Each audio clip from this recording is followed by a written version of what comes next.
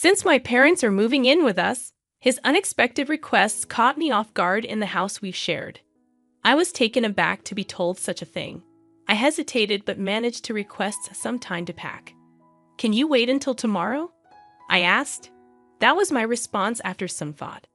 Coldly, he replied, "Fine, I'll stay in a nearby hotel until then. I don't want to see your face." I wondered where he planned to get the money for the hotel from our joint account, but I decided not to ask him right then and remained silent. "If you leave any of your stuff, I'll throw it away," he said as he opened the door. I watched him leave and let out a deep sigh. I'm the one paying $1,800 a month for the house mortgage. Sometimes I wondered if he truly understood that. I pulled myself together and contacted our daughter Anna. "Anna, I need to leave the house for a bit. Can I stay with you for a while?" Sure. I'll come pick you up tomorrow." "Thank you so much," I replied, feeling grateful for her words. I dialed another number. I felt like George had been looking down on me, so I decided to give him a lesson. In the end, George had a tough experience. "My name is Sarah. I'm 51, and I spend my days working hard at work and at home. I live with my husband, George. One day, I met him through an acquaintance, and before I knew it, we were married. At 23, we were blessed with an angelic daughter, Anna. However, George hardly ever paid attention to Anna, and I was mostly the one taking care of her. "Hey, play with Anna once in a while, I'd say," he carelessly responded. "That's a woman's job, right?" Yes, he had decided that housework was a woman's duty and wouldn't help. But Anna was such a good child, always helping me whenever I was tired. "Dad, if you're relaxing, help out. Housework is your mother's duty." Without hesitation, Anna retorted, "Then what's your duty? Mom works for both you and her." Even George couldn't resist helping a bit after hearing her genuine words. Now Anna has built a new life in a distant state, living happily with her husband's family. My parents passed away in an accident 5 years ago, and I had to let go of our beloved family home. George's parents live a bit far away, and we only see them at occasional family gatherings. They don't interfere with our lives and live peacefully. The relationship between George and me was, to put it mildly, complicated. Simply put, he's living day to day like a part-timer. "How's your current job?" I'd ask. "I quit again," he'd say. His nature is to quit at the slightest obstacle. Whenever there's a problem, he runs away quickly. At best, he stays at his job for 3 months. At worst, he quits on the first day. Because of this pattern, there aren't many companies willing to employ him long-term. So even at 56, he's stuck doing part-time jobs. We often fight over this. "Don't you want to take things more seriously?" I'd ask. "You're so persistent." "People just don't appreciate my abilities," he'd respond. George's educational background is impressive. He graduated from a renowned university. But one's worth isn't just about their educational background, and I believe he should utilize that impressive education in his work. But I sometimes doubt if he's truly leveraging his abilities. My background is different. I started working right after high school. During high school, my father fell, and I had to support our family financially. Thanks to that, I've become a reliable figure in my company, yet it seemed that George didn't appreciate my efforts. "You didn't even go to college, yet you complain about me whenever I voice my opinion," he'd say. So lately, I've been careful about what I say to him. Back when he was chasing his dreams, his eyes shone so brightly that I was captivated, just like stars. While pursuing his dream, he truly sparkled. But recently, that spark seems to have disappeared. I wonder what he thinks of me. Lately, I've been having thoughts like that more and more, even considering divorce. Then a surprising incident happened. I was a bit curious and checked our joint bank account. It's decreased by $2,000. Why? For someone like me who doesn't waste money, this amount was a shock. After all, I've been working hard to protect our household finances. So I asked him, "What did you use this $2,000 for?" He replied with an annoyed expression, "Actually, I gave it to my parents." I thought to myself, why? His parents, nearing 80, were really energetic and enjoyed doing volunteer work. I had never heard that they were in trouble, so I was surprised. I always considered his parents to be dependable. They've helped us in the past, but I never imagined they'd need our help. I couldn't hide my shock and surprise that he spent $2,000 for his parents. When I asked, "Why did you spend so much money?" he replied proudly, "Actually, my mother's birthday is coming up, so I decided to give her a surprise hot spring trip." "But why from our joint account?" I asked. He casually replied, "It's okay. It's all part of being filial." I was a bit angry and said, "Shouldn't you have used your own pocket money?" He's always like this, using the money I save up without any hesitation. Like this house, for instance. He committed to it without consulting me. When I was worried about the payments, he reassured me by saying, "You have a steady job, so it should be fine, right?" Even though the house was bought in my name, he seems to brag to his friends that it's his. Honestly, I've been feeling worn out by his attitude. "You're my wife, just follow my directions," he said, looking displeased, and then he went to his room. Whenever something went amiss, he locked himself away. Left to ponder our problems, I would engage in chores, the money I diligently saved now used to cover our tight budget, as he consumed almost all my part-time job income. Despite my desire to escape this situation, I found myself sighing one day, memories of our recent fight still fresh. Unexpectedly, a call from my mother-in-law thanking us for the hot spring trip brought more shock. She disclosed that he had proposed that they live with us after their trip. Surprised, I asked, "Why did you suggest living together?" He said they're getting old, and it might be better to sell the family home and live together, she explained. I insisted such decisions should be made together, reminding him of our household situation. In anger, he snapped, "You're so annoying. If you're not satisfied, do whatever you want." Speechless, I witnessed him hit the table in anger. "All right, but I need time to pack. Can you wait until tomorrow?" I managed to reply. "It's okay. I wanted some space anyway. I'll stay at a hotel for the next couple of days," he replied hastily, concerned about where he would get the money for the hotel. I feared it would be from our joint account. As he left in a hurry, threatening to throw out any of my belongings left behind, I felt drained. "Don't you know that I'm paying a monthly mortgage of $1,800? I muttered to myself. Deciding to seek refuge, I contacted my daughter, Anna, who lives in another state. "Hello, Anna. You won't believe what happened," I began, and she responded with her usual kindness. As I explained the sudden arrival of his parents and his demand for me to leave, Anna expressed her shock. "That's troubling, but if there's any way I can help, let me know," she reassured. Her comforting words lightened my heart. I was wondering, can I stay at your place for a bit? "Of course, don't even ask. You're always welcome," Anna replied warmly. Grateful for her support, I took a deep breath. After hanging up, I decided to go to Anna's place, but it wouldn't end there. I had my own plans, so I made another call to solve one more problem. It seemed like he was underestimating me. And if that was the case, maybe I'd give him a little surprise. The next day, George found himself in a much more difficult situation than expected.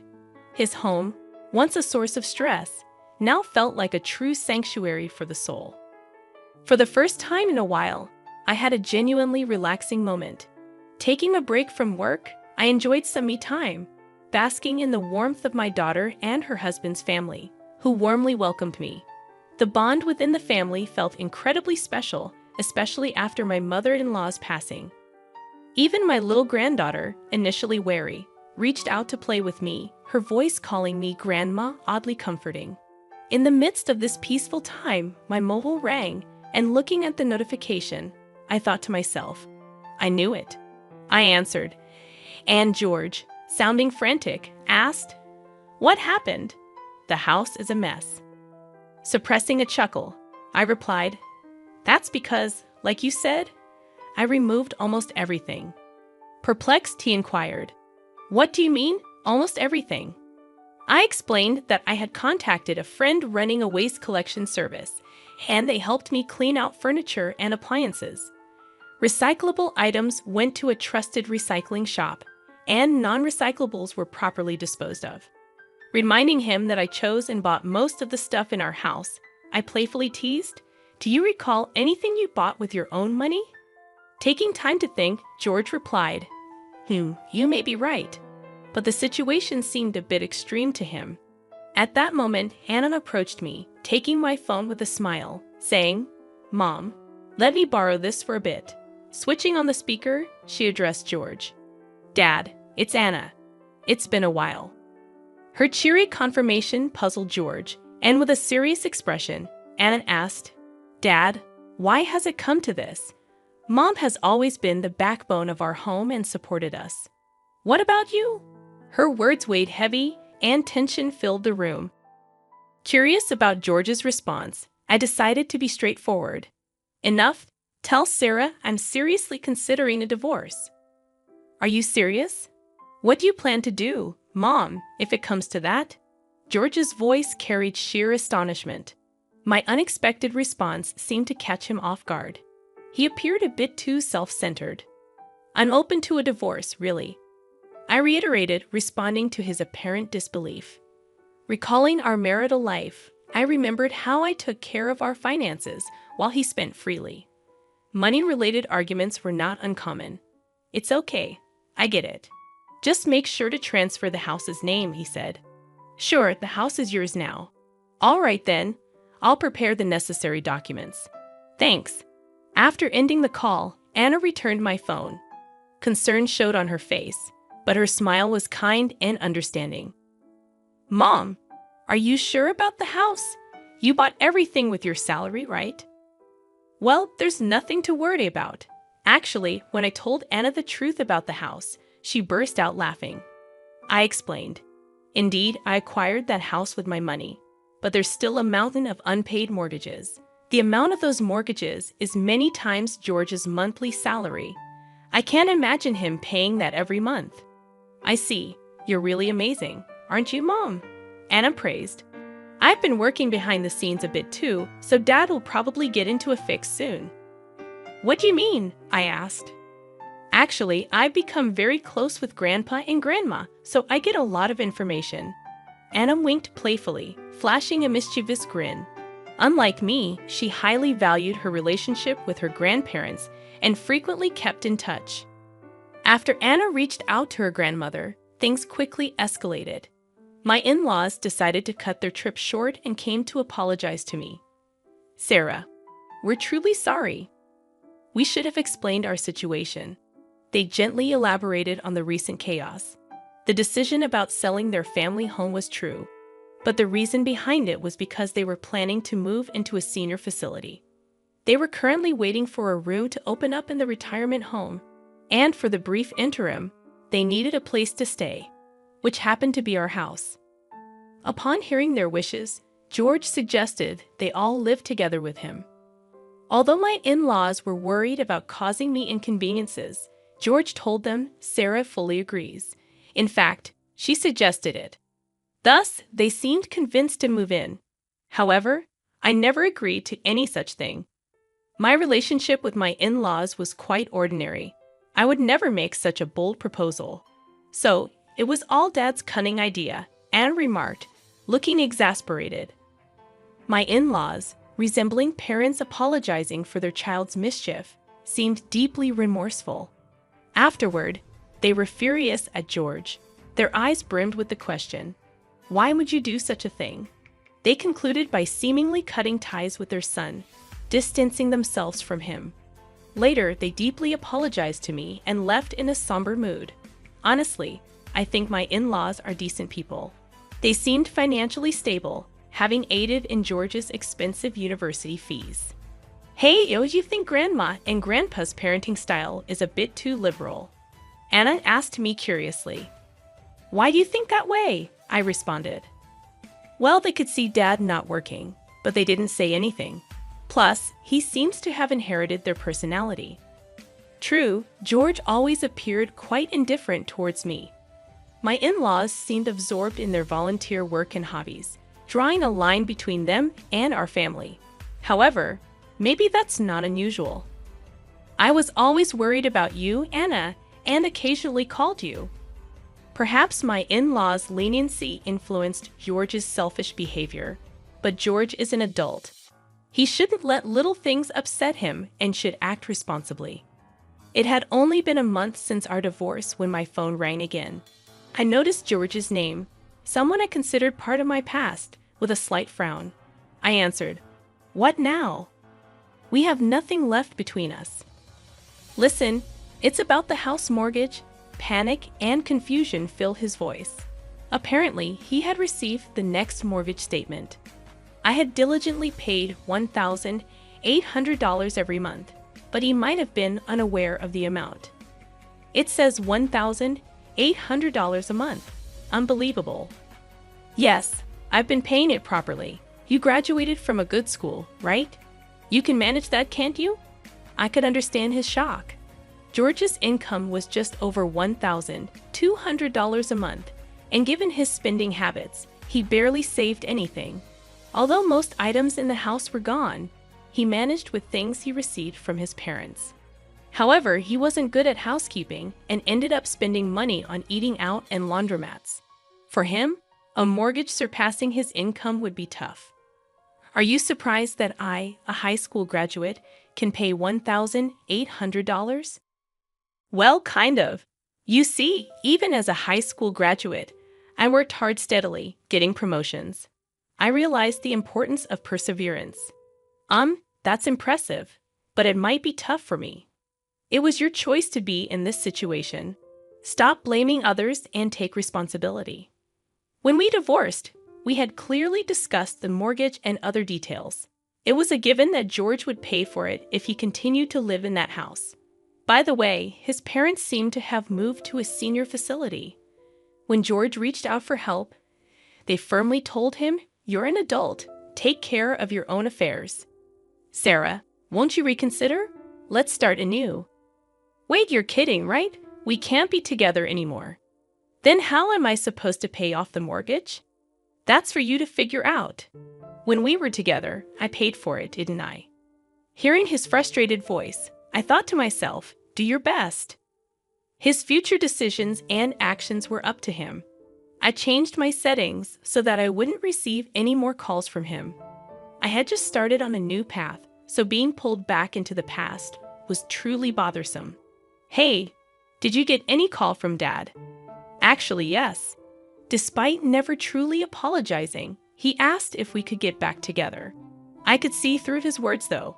It's all about money. Oh, maybe that's why he contacted me too. After I rejected his proposal, it seemed he had been contacting Anna numerous times.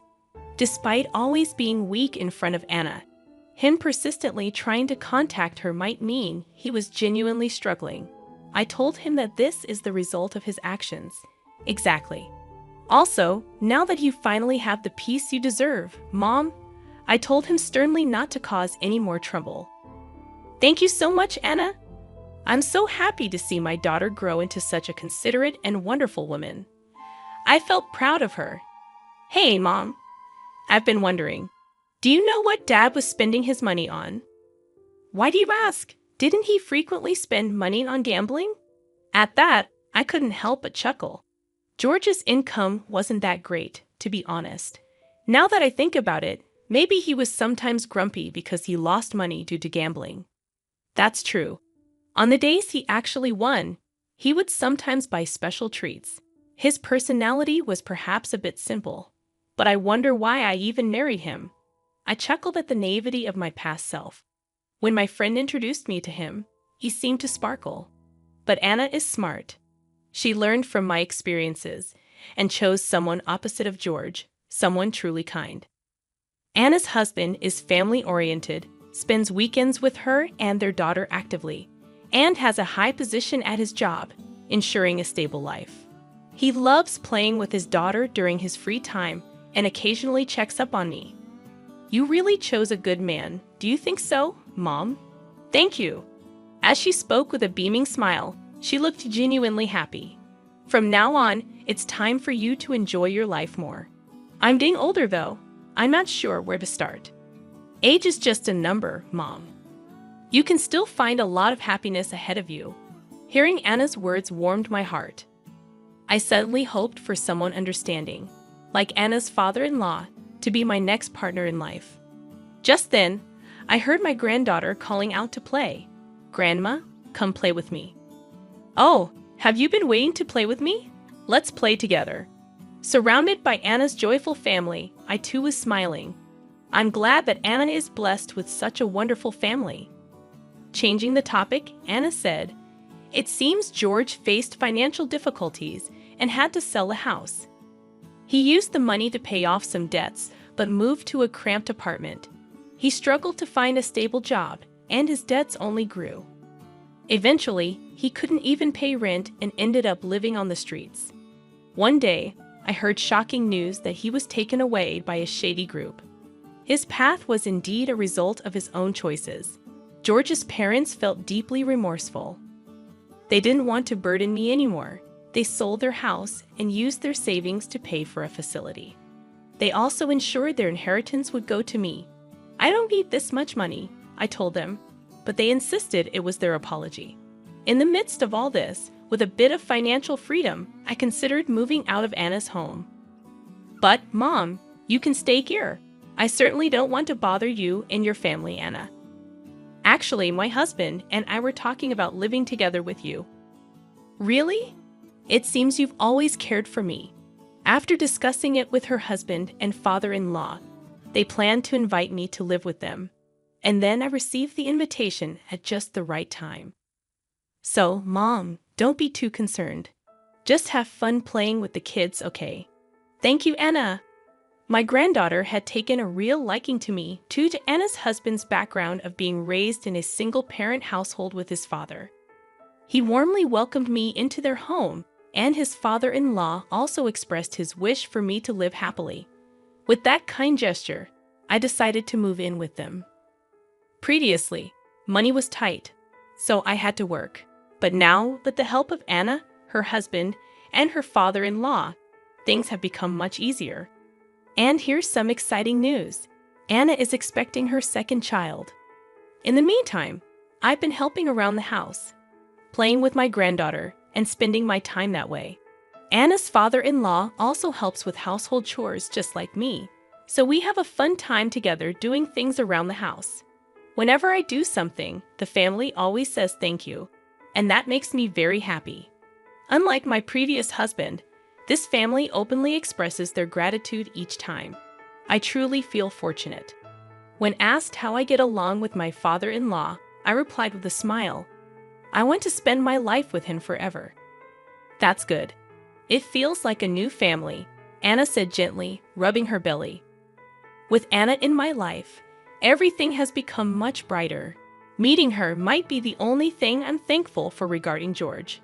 Oh, with that thought, I'm motivated to do my best for my family today as well. Sarah, if you'd like, I want to walk through life with you from now on. How does that sound? Are you sure about me? If so, of course. Let's be together. I responded to his words like this. I've regained my confidence. I was on the verge of forgetting my own worth, but his words made me realize its value again. I believe that as a family, we'll face many happy moments and challenges together from now on, and that truly warms my heart.